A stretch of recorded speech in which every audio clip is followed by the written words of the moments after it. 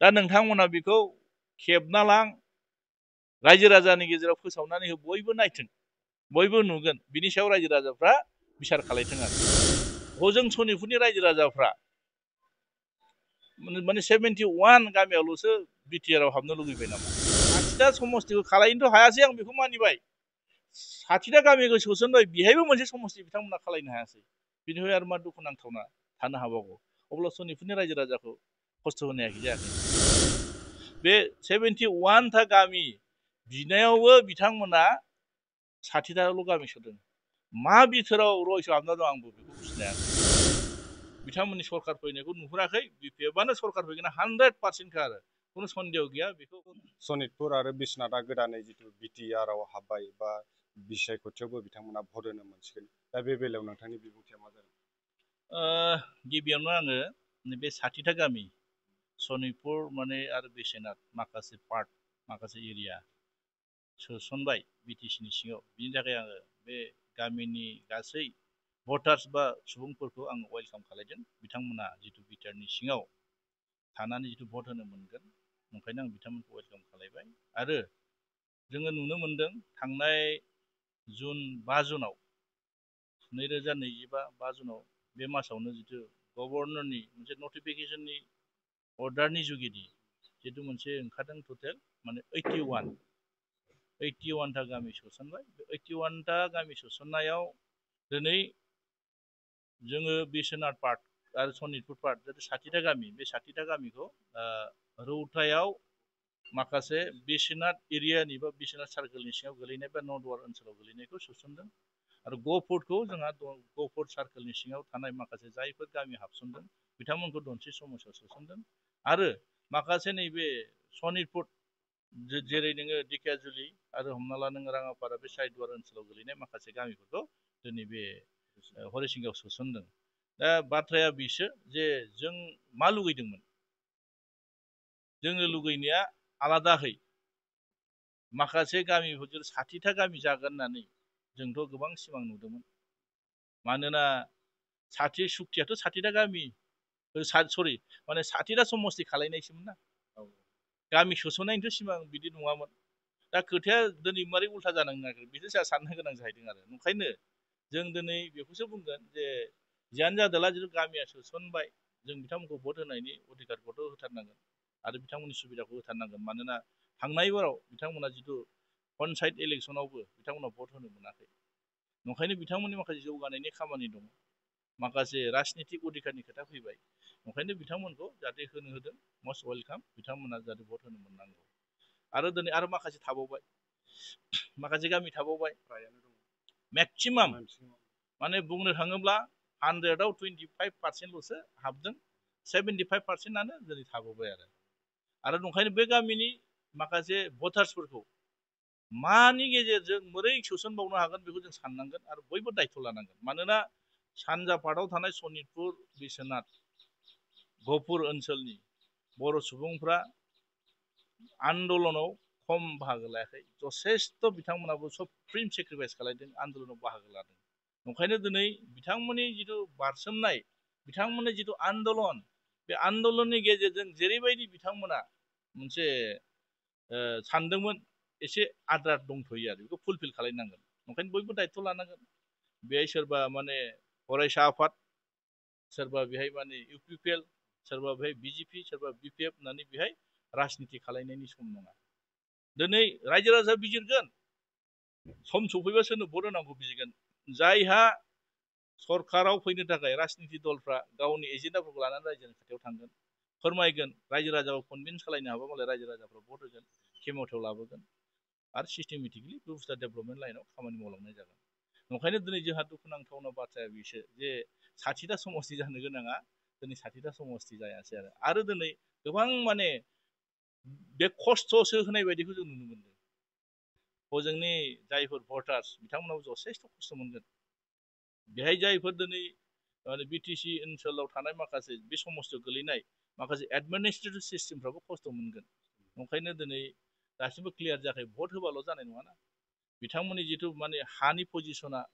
मायाव दङ बबे सार्कोलनि सिङाव गोलैगोन आरो बिथांमोना बबे डेभेलपमेन्ट माने ब्लकनि आन्दाराव गोलैगोन आरो बिथांमोननि माखासे डिपार्टमेन्ट वाइसआव खामानि मावनाय जेरै हमना ला लेन्ड हल्डिं सार्टिफिकेट नांगौब्ला बबाव मोनगोन आरो बिथांमोननि माखासे गोबां धरननि माने एक्टिभिटि डेभेलपमेन्ट एक्टिभिटिसा मोरै जागोन गासिबो क्लियार नङा भट होनायाव जे भट होनायाव जे खामानि जोब्बाय बे नङा ओंखायनो दिनै गोबां खामानि दं बेखौ मावफुंनायनि दायथ' लानांगोन ओंखायनो फैबाय थानाय दिनाव बिपिएफआ गभर्नमेन्टआव फैयोब्ला जोंहाथ' क्लियारखा जों क्लियारखा बिपिएफआ बिनि दायथ'खौ जों लागोन आरो बेबायदिनो बिथांमोना जिथु राजनिति खेमथा होनांगौ जों होलांगोन जोंहा बे बिसिडिसिबो जों गायसनगोन समस्थिबो जों बेहाय बारायनानै बिथांमोननो समस्ति खालायगोन जों बेखौ उननि समफ्राव गभर्नमेन्टआव फैयोब्ला जों बेखौ दायथ' लाना खामानि मावनांगोन ओंखायनो बिपिएफआ दिनैनि थारिखआव 17 बोसोराव जिथु खामानि मावबोदों रायजो राजाफ्रा दाबो मावनो हायाखै बावनो हायाखै रायजो राजाफ्रा जथेस्थ' रायजो राजाफ्रा गनायदों बिपिएफनि सायाव फोथायनाय दङ आरो बिपिएफखौ नंखायनो आरो फैबाय थानाय नैबे सेप्तेम्बर मासाव जानो गोनां बे बोसोरनि 2025 मायथाइनि सेप्तेम्बर मासाव जानो गोनां बिसायख'थियाव 100% जेसां नाम्बार्स नांगौ नाम्बार्सनि बारा संख्या लानानै बिपिएफ गभर्नमेन्ट जागोन रोखा जाना थाबाय आरो दिनैनि थारिखआव जिहेतु बिपिएलआबो बिथांमोना गोबां बुङो गावसोरसो बांसिन बिबां लानानै देरहागोन इउपिपिएलआथ' बेखिनिखौ बुंखागोन मानोना बिथांमोना दिनै मालायनि फाफ्लियाव थानानै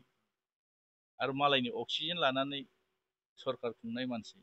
आरो बिथांमोना गाव हारसिङैनो दिनै फुल कनफिडेन्स गैया दिनैसिमबो बिथांमोना गाव बेसेबां समस्थियाव गेलेगोन दाबो बुंनो हायाखै सोरनिबा सायाव आसा बिथांमोना दाबो गाराखै नेबाय थादों ओंखायनो दिनै एखे एलायन्स सरकार बिजेपिजों इउपिपिजों एलायन्स खालायदों माने बिजेपिया बुंखाबाय जोंहा गेलेगोन आलादायै गेलेगोन दिनै इउपिपिएलआ दाबो क्लियार बुंनो हायाखै क्लियार खालायना होथों थांनाय बारावथ' बिथांमोना गावनि सरकार बुंनो हायाना गावनि सरकार नङा मालायनि अक्सिजेन लानानैसो सरकार दादों बिथांमोना भारतयाव मोरै सरकार जानांगौ जाखो नंखायनो बुजिजोब्बाय उदालगुरियाव थांनाय बाराव मोनसेल' देरहादोंमोन दरसे समस्ति एबारथ' बिथांमोना 0 जागोन 10थायाव अब्ला मोरै देरहागोन थांनाय बाराव बिथांमोना बाक्सायाव एसे मोजां रिजाल्ट खालायदोंमोन एबारथ' बाक्सायाव बांसिन गाज्रिथार चिरां आरो क'क्राझारखौथ' बुंनांगौ माने बाथ्रायानो गैया मानोना बिथांमोना जौगानाय खामानि मावनो हायाखै बोसोराव जिथु बाजेट फैयो बे बाजेटखौनो माने बोसोराव खरसा खालायनो हायाखै माखासे सेन्ट्रेल स्टेट माखासे जायफोर फ्लेक्सि स्किमफोर फैयो बेखौ बिथांमोना मावनो हायाखै सरकारा होनाय माखासे स्किमफोर नै एमजिएनरेगा पिएमएवाइ न' बेफोरखौ बिथांमोना दिनै मावफुंनो हायाखै अफिसखौ बिथांमोना मोजां सालायनो हायाखै डिपार्टमेन्टखौ बिथांमोना सालायनो हायाखै गासिबो दुर्नितिनि भान्दारा बेहाय जमा जाजोबना दं चेयारमेनफ्रा फैसा खांथिंनानै दिनै फैसानि सायाव उन्दुलाबायनाय बेफोरथ' मोनफा मोनफा कारापसन ना दिनै माने बिथांमोना जिथु माने बुक्सनि नामाव लेखानि नामाव जिबायदि दिनै 4 कौटि गाहाम जेराव नों प्रमदआ गावनि डिपार्टमेन्ट बिटिसिनि चिफ प्रमद बर' बिथाङा गावनि डिपार्टमेन्टखौनो कन्ट्रल खालायनो हायाखै अब्ला बे दुर्निति नंगौना नङा सार्कोल अफिसाव थां मोनफ्रोमबो सार्कोल अफिसाव थां हा हुनि खामानियाव बेसेबां दुर्निति जागासिनो दङ ब्लक डेभेलपमेन्ट ब्लक अफिसाव थां बेसेबां दुर्निति जागासिनो दं मोनफ्रोमबो खवारियाव थां बाला अन्थाइयाव थां गासिबो दुर्निति जागासिनो दं दा मोनफानि उनाव मोनफा जों आसि थुयै थुयै बुंबा बिथांमोना उल्था बुजिनो नागिरो जों बिथांमोननो कारेक्सनसो खालायना होदों बिथांमोना रेक्टिफाइ खालायनानै गभर्नमेन्टखौ मोजां खालायना लाथों गावखौ क्लियार खालायदों रायजो राजाफोरनि खाथियाव गावसोरखौ इस्टाब्लिश खालायनो हादों हायाखै बिथांमोना नंखायनो दिनै रायजो राजाफ्रा बिथांमोननि सायाव स्पस्ट जाबाय बेखौ बिनि बिसारखौ रायजो राजाफ्रा होथारगोन आरो नंखायनो दिनै जों कुनु पयदे बिथांमोननि सरकार फैनायखौ नुहुराखै बिपिएफआनो सरकार फैगोन 100%खा आरो कुनु सन्देह गैया बेखौ माखासे इन्टेलेक्सुयेल लेभेलनि जायफोर डिसकासन खालायदों नोंथांमोनाथ' खुब बांसिन मिथिगोन गामि गामि हाबनाय हिसाबै मिथिगोन ओंखायनो बिथांमोना गावनि एजेन्डाखौ क्लियार खालायनो हायाखै बिथांमोना मा मावनो नागिरदोंमोन बिथांमोना 5 बोसोर जाबाय माने बिलटि सुक्ति खालायना लाना फैनानै हाग्रामा महिलारिया 3 बोसोरावनो गासिबो सिस्टेमखौ लाबोजोबनो हादों दा बिथांमोनाथ' दिनै गासिबो थाखाजोबनायखौसो सालायनांगौ ना जेबो गैया 40टा डिपार्टमेन्ट हरदों 40टा डिपार्टमेन्टखौ लानासो मोजां सालायनांगौ बिथांमोना समस्ति माने डिपार्टमेन्ट गोदान लाबोनानै ट्रेन्सफार साबजेक्ट गोदान लाबोनानै मोजां डिपार्टमेन्ट बारायनोथ' हायाखै बिथांमोना 40टा समस्ति दं 40टा समस्तियावनो दिनै इलेक्सन जागोन 60टा समस्ति बारायनो हायाखै बिथांमोननि सिमाङाथ' बे नङामोन 60टा समस्ति खालायनांगौमोन सुक्तिया बिसोमोन ना नंगौना नङा सुक्तियाथ' बिसोर 60टा जानांगौमोन मोजां जादों गामि हाबसनबोदों आरो हाबबावनांगौ मानो आद्रा दोनखो दा खोथाफ्रा दिनै बुंबा बिथांमोना एसे लाजियो बेखौ बिथांमोना उल्था बुंनो नागिरो नंखायनो बिनि सायाव दिनै बिजिरनांगौ रायजो राजाफ्रा दिनै सुक्तिखारि उन्दुनो हायाखै एक्स एनडिपिफ्रा बे मैखोम दिनै माने बाहागो लादों आन्दलन खालायना 29 बोसोर आन्दलन खालायना दिनै बिटिआर सुक्ति जाबाय मोजांनि खोथा दिनै बिथांमोननि खावसेखौल' दिनै माखासे माने ओरै उदां अख्राङाव बेरायनो हाबाय दिनै कर्ट कासारि बिथांमोना थाङै थाङै केसआव दिनै हाइकर्टआव बिथांमोना माने कर्टआव थांनानै केस गेलेबाय थानो गोनां जादों माखासे दाबो जेलाव दङ दिहुनजोबनो हायाखै रिहेबिलिटेसन खोथायानो बाद दोन बिथांमोननि हंस्थापननि खोथाया बाद दोन बिथांमोना होखानो हाया मावनो हायाखै मावनो हानांगौमोन जों नारसिनबाय थादों मावनांगौ खिन्थु बिथांमोना मानो मावनो हायाखै बाथ्राया बेहायसो फैगोन ना नंखायनो दिनै बिथांमोना सुइजारलेण्डनि सिमां नुदोंमोन बबे सुइजारलेण्डआ साखरिखौ मा बुंखो बिथांमोना जबखौ मा बुंखो माने मानगोनां प्रमद बर' बिथाङा मा बुंखो जबनि मिनिंखौ मा बुजिखो जोंनो जेब्ला इलेक्सन समाव जों गामि गामि थांनानै जोंबो जेब्ला केम्पिं खालायदोंमोन रायजो राजाफ्राथ' जोंनो बेखौ बुङाखैमोन अबेबा कम्पानि अबेबा मोनसे सोरबा व्यक्तिनि सिङाव थानानै खामानि मावना जानाय बेखौथ' बुङाखैमोन सरकारि साखरिखौसो बुजायदोंमोन बिथांमोना हाजार हाजार साखरि ओंखारसिगोन होननानै बहा थांखो जबा दा दिनै नंखायनो नुदों अरुणोदय स्किमखौबो बिथांमोना नांगौ बायदि दिनै मोजां माने दुखिया फेमिलि बिपिएल फेमिलि माने गाइडलाइनाव होखानाय क्राइटेरिया बायदि नर्म्स बायदि दिनै बिथांमोना सोसननो हायिनि थाखायनो दिनै अरुणोदयखौबो बिथांमोननो होबावलासै स्टेट गभर्नमेन्टआ गावसोरनो डाइरेक्ट मावबाय दिनै स्टेट गभर्नमेन्टनि माखासे मिशनारिफ्रा दिनै बुंनो नागिरदों दिनै बिटिसिनि माबायानो माने पेरालाइस जाना थाबाय होनना बुंदों सिस्टेमानो पेरालाइस जाना थाबाय दा बेखौ थिग खालायनांगौआ सोर खालायनांगोन बिटिसिआव मोजां मानसिखौ दैथायहरनांगोन थिग खालायनांगोन बेखौ बयबो दायथ' लानांगोन बिटिसिनि साफ्रोमबो सुबुङा दायथ' लानांगोन नंखायनो दिनै हाजारखि गिदिर गिदिर लेक्सार होआथों मानो बे खुनु बेहाय माने बिथांमोननि बुंनायखौ रायजो राजाफ्रा कनभिन्स जायाखै आरो फोथायाखै नंखायनो दिनै जों बेसेबां नुबोदों बिथांमोना इलेक्सन गेलेदोंब्लाबो इउपिपिएलनि सिम्बलजों बिथांमोना इलेक्सन गेलेदों जानो हागौ खिन्थु बिथांमोननि भटआ इउपिपिएलनि नंजोबा बिजेपिआसो बांसिन नाम्बार लानानै बिथांमोना भट होदोंमोन नंखायनो दिनै बिजेपिआ फैबाय थानाय दिनाव आलादायै गेलेगोन होननाय लोगो लोगो बिथांमोना माने बागदावदों आरो साननो गोनां बायद' जादों नंखायनो दिनै बिथांमोना हारसिङैनो डिसिसन लानो हायाखै नंखायनो फैबाय थानाय समाव नुगोन बारा गैला 3 मासनि उनावनो माने बिपिएफ सरकारनि नेतृत्वआव हाग्रामा महिलारि दांगर माने बिथाङा चिफ जानो थांगासिनो दं जितु बिटिसिनि चिफआ नोंथांमोननि आफादगिरि जितु बारग' बिटिसिनि चिफ जितु हाग्रामा महिलारखौ एसेम्बलियाव बाहागो लाया बेनिखायनो माखासे स्किमफोरखौ लाबोनो हाया रायजोफोरनो होफैनो हाया होनना बुंदों मा फोरमायनो लाजिनांगौ बेखौ बुंनो बिथांमोना लाजिनांगौ बेखौ रायजो राजाफ्रा बिजिरगोन बेखौ अधिकारा मा बुंदों बेखौ बिजिरगोन आंथ' एसेम्बलियाव पार्टिसिपेट खालायोना आंथ' थाङो आंनो मानो होदिया होमबा स्किमफोरखौ आं बुंनाय खोथाखौ मानो लादिया बिथांमोननि कारापसन खालायनायखौ जों नायबाय थानांगौ नामा बिथांमोननि नंखाय बुंनायखौ जों खोनासंबाय थानांगौ नामा एसेम्बलियावबो नंखाय बुङो दिनै 5 बोसोर कमप्लिट जाबाय बे 5 बोसोराव आंनि धनसि समस्तियाव आं सासे पाब्लिक रिप्रेजेन्टेटिभ हिसाबै दिनै आंनो मोनबैसे स्किम हरदों आरो आं मा स्किम होदों बिथांमोना दिनै माने एक्सेप्ट खालाया मा एक्सेप्ट खालाया बेखौ रायजो राजा बिजिरगोन ना नंखायनो दिनै नुदों जे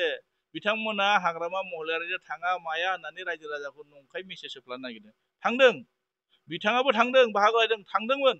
अभारटेकिं लाखांनायनि उनाव बिथांमोननि जिथु खोथा बुंनाय बिथांमोना जिथु बुंनो नागिरदों माने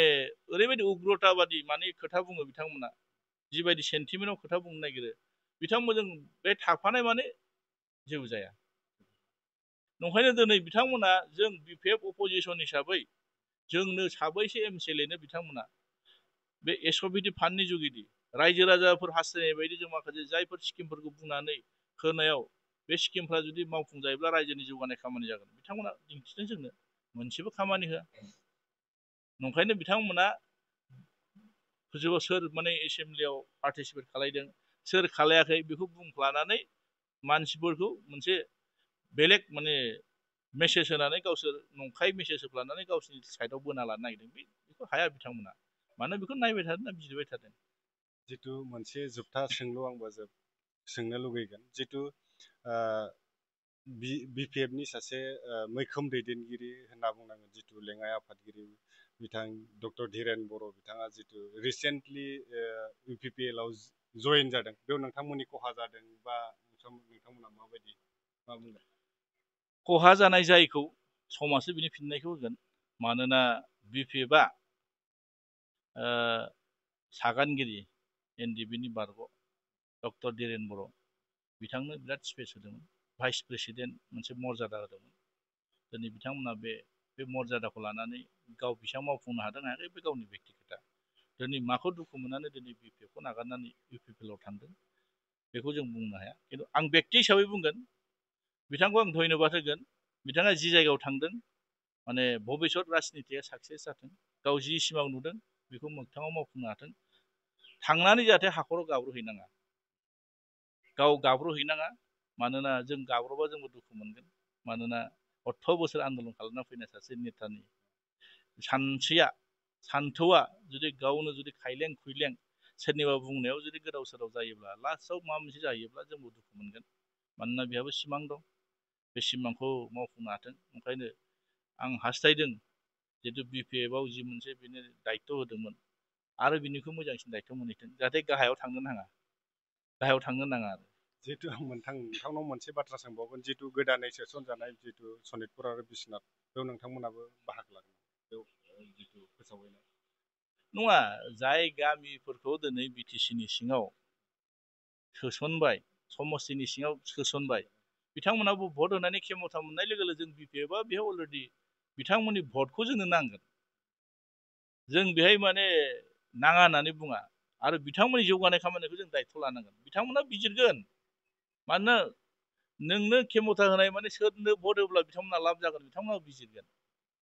सोरबा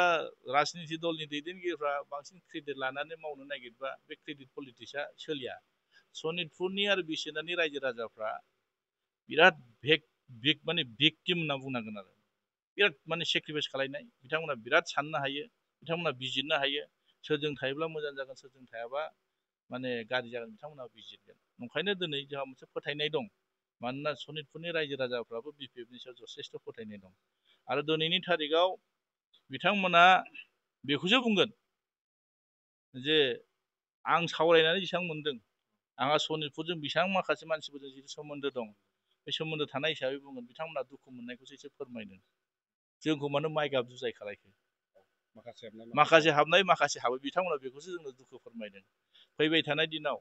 जाहाथे बिथांमोना हास्थायदों जे माखासे गामिफ्राबो जाहाथे बेहाय सोसनजानांगौ बेखिनिखौ हास्थायदों। आरो जोंनि साननाय जोंनि लुगैनाया बे नङामोन। आरो UPPLनि माखासे दैदेनगिरि दानि UPPL गभर्नमेन्टआबो बे नङामोन। 60टा गामिखौ नैबे दरथाम लायनो बे मोनथाम समस्तियाव सोसननानै बेहायनो माने जिरायनानै थागोन बे नङामोन। खिन्थु बिथांमोनखौ जों हास्थायनाया बिसोमोन जे जितु 60टा गामि जुदि सोसनबायब्ला समस्तिखौनो मोनसे बानायना होदोंमोन साबसिन जायामोन होनबा बिदिबा। दा बेहाय खस्थ' होफानाय जायाखै होनबा दा ओसिबांबा गहपुरनिफ्राय 200-250 किल'मिटार मानसिफ्रा दिनै बे दनसे समस्तियाव फैनानै सोरबा MCLAखौ नागिर फैनानै खामानि मावनायाथ' बेसेबां सम्भब। ओंखायनो बे 60टा गामिखौनो मोनसे समस्ति खालायब्ला मा भुल दंमोन। बिथांमोना बेखौ मावनो हायासै। 60टा समस्तिखौ खालायनोथ' हायासै आं बेखौ मानिबाय। 60टा गामिखौ सोसनबाय बेहायबो मोनसे समस्ति बिथांमोना खालायनो हायासै। बिनिफ्राय आरो मा दुखु नांथावना थानो हाबावगौ। अब्ला सनितपुरनि रायजो राजाखौ खस्थ' होनायाखै जायाखैना। सनितपुरनि रायजो राजाखौ फिदिं फिदा खालामगासिनो नामा? नुनायावथ' बिदि नुदों। नंखायनो बेखौ दायित्वखौ जों लादों। BPFआ फैबाय थानाय दिनाव जों गभर्नमेन्ट फैयोब्ला जों बिदि खालायनो होआ। जों सरकारजों रायज्लायनानै जिथु हाग्रामा महिलारि बिथाङा माने मोजां एक्सपिरियेन्स दङ बिथाङा। मारै समस्ति बानायनांगौ माबायदि डिपार्टमेन्टखौ लाबोनांगौ मोरै खामानि मावनांगौ। मानोना दिनै 17 बोसोरनि गेजेराव 3 बोसोरावनो बिथाङा समस्तिबो लाबोदों डिपार्टमेन्टबो लाबोदों जौगानायनिबो खामानि मावदों। जथेस्थ' बिथाङा एक्सपिरियेन्स दं। नंखायनो दिनै बिथांमोना बबेयाव दुरबलथा दं आं बुंनो हाया। आं नोंथांमोननो मोनसे माने बेहाय देखायनानै होनि थांनाय 2023 मायथाइनि 4 सेप्तेम्बराव माने दुलाराय बर' फरायसा आफादनि आफादगिरि माने दिपेन बर' माने प्रेसिडेन्ट एबसु आरो खनिन्द्र बसुमतारी जेनेरेल सेक्रेटारि एबसु बिथांमोना टटेल स्पेसियेलि गासै 71टा भिलेजखौ बिथांमोना आशिष भुटानिनो बिथांमोना आरो बेखौ स्पेसियेलि नांगौ होनना बुंदों। बे 71टा गामि बिनायावबो बिथांमोना 60टाल' गामि सोदों। मा बिथोराव रहस्य हाबना दं आंबो बेखौ बुजिनो हायाखै। ना हजों सनितपुरनि रायजो राजाफ्रा माने 71 गामियावल'सो बिटिआर आव हाबनो लुगैबाय नामा? आं मोनथिनायावथ' बेल' नङा। जथेस्थ' माने कमिसन जिथु दानानै होदों बे कमिसनाव जथेस्थ' माने एप्लिकेसन गोलैदों। दा नंखायनो रायजो राजाफोरनो क्लियार खालायना होथों आरो रायजो राजाफोरनो क्लियार खालायना होथों। जोङो सोरनिबा सायाव टारगेट खालायनानै बुङाखै। मात्र 61टायाल' जुदि फैबाय थानाय दिनाव जुदि साननो गोनाङा बेल' 60टायाल' जाबायबा आरो मात्र मा नोङो 11टा गामि 11ल'सो गामि जाबाय, अब्ला बे 11टायाल'सो हाबसनसिगोन नामा उनाव? अब्ला बै गामिफ्रा मा जागोन? साननो गोनाङा बे नङा होमबा? साननो गोनाङा बे। नंखायनो मा खारनाव सोरनि प्रेसाराव मात्र नैबे 71आल' दिनै होजाखो बे बुस्थुआ जोंहा साननो गोनां आरो नंखायनो खोब सिरियासलि बे स्पस्ट बिथांमोना होदों। नैबे बिश्वनाथ डिस्ट्रिक्टनि सिङाव बिथांमोना गासै 32 होदों। फार्स्ट 32 होदों। ओमफ्राय नै बेहाय मोनसे गहपुर एलएसिनि सिङाव बिथांमोना 22टा गामि होदों। आरो नै बेहाय बिश्वनाथ एलएसिनि सिङाव बिथांमोना होदों 13 गामि होदों। नै बेहाय आरो सथिया एलएसिनि सिङाव बिथांमोना 14 गामि होदों। ओमफ्राय नै बेहाय आरो दिखियाजुलि गासै 9टा गामि होदों। दा नोंथांमोना बेखौ खेबना लां, रायजो राजानि गेजेराव फोसावनानै हो, बयबो नायथों, बयबो नुगोन। बिनि सायाव रायजो राजाफ्रा बिसार खालायथों आरो आं बेखिनिखौ बुंबाय। Thank you.